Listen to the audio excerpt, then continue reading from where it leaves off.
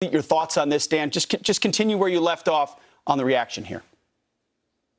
So, again, open security questions right now. And this is why, again, I think the Secret Service, the PR, Anthony Guglielmi, has to be very careful about what they put out.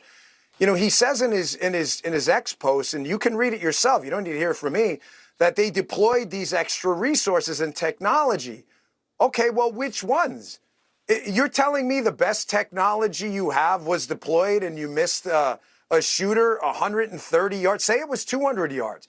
The Secret Service CS team, Pete, the counter sniper teams, and I'm not sure those two guys are Secret Service. We have to remember that we don't always, when we go to New York sometimes with high-level protectees, we'll use NYPD ESU counter sniper. So I'm not really sure either way, they'd still be briefed in. The question we have to ask is, if that's the best technology we have, and we had a CS team up there with a shooter that, you know, we're trained out to 1,000 yards in the Secret Service with the counter sniper team, how did they miss someone at most, you know, 1/5 of the way there? It doesn't make any sense. And even worse, it's broad daylight on a white roof. So again, open questions here. Was there forward-looking infrared deployed? Was there aerial support, drones, helicopters? You know, something happened too. If you go back and listen to the audio, I want you to listen to this after I get off here. When Donald Trump, after this tragic thing happens, you'll see the Secret Service agents. And by the way, I know some of those guys personally. It takes a lot to run into bullets, divorcing the security failure. So at least they did that part, you know, correctly, and they knew what they were doing after the security absolutely failed. But you're going to hear something if you listen closely. The guy mentions Hawkeye on the scene. He's talking about those two, the black BDU with the tactical gear CAT element, that two-man CAT element. That stands for Counter Assault Team. That's a Secret Service Special Weapons Team, equivalent to our SWAT. So they're there. They all deployed and did what had to be. That the bunting around the front of the stage is probably armor. Donald Trump knew to duck. I mean, most people would. He saved his own life. That's just a fact. The evacuation did not go right. I mean, the rule with the Secret Service is cover the protectee and evacuate. The other rule is maximum to the protectee, minimum to the problem. Why minimum to the problem? Because you don't know that's the only problem. It could be a distraction. There could be another person in the crowd. So if you don't jump on the protectee, you could be looking at multiple shooters. So at least that part, the guys there, you know, stepped up there. But the failure here is absolutely catastrophic. And I got to tell you, the Secret Service should be very careful. I can tell you and absolutely confirm from the horse's mouth, from multiple people, not just one. And I saw Congressman Waltz text this out before on X. There have been repeated requests to increase the security footprint around not just the residences of Donald Trump, but the body itself. And they have been rebuffed. Like I said, I can tell you actual quotes. The Secret Service directors completely failed and candidly should resign today. Kim Cheadle has failed Donald Trump and honestly failed Joe Biden too. He's the president right now. Where's the DHS secretary?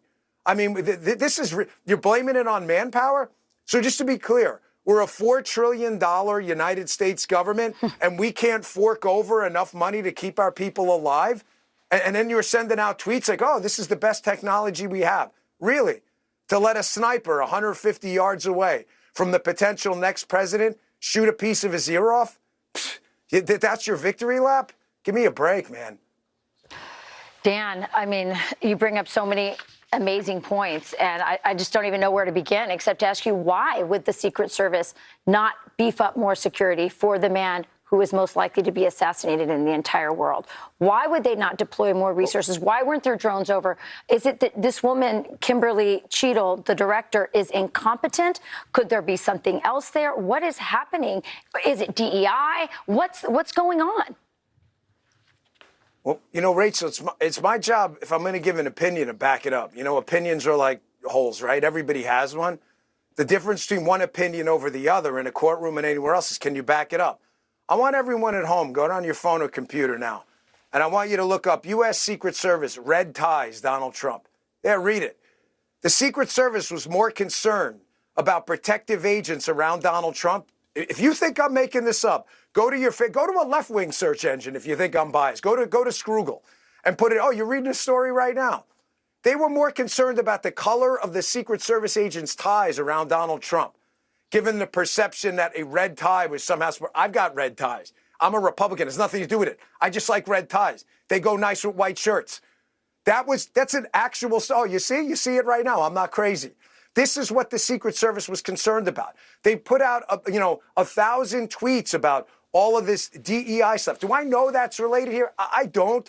I'm just saying, like, you have one job and only one job. Your job is keep the body alive, no matter what. Donald Trump, Joe Biden, Jill Biden, the president of Djibouti, it doesn't matter. That is your job. They absolutely, resolutely, 100% failed. Not a single excuse should be made. Not a single excuse should be attempted.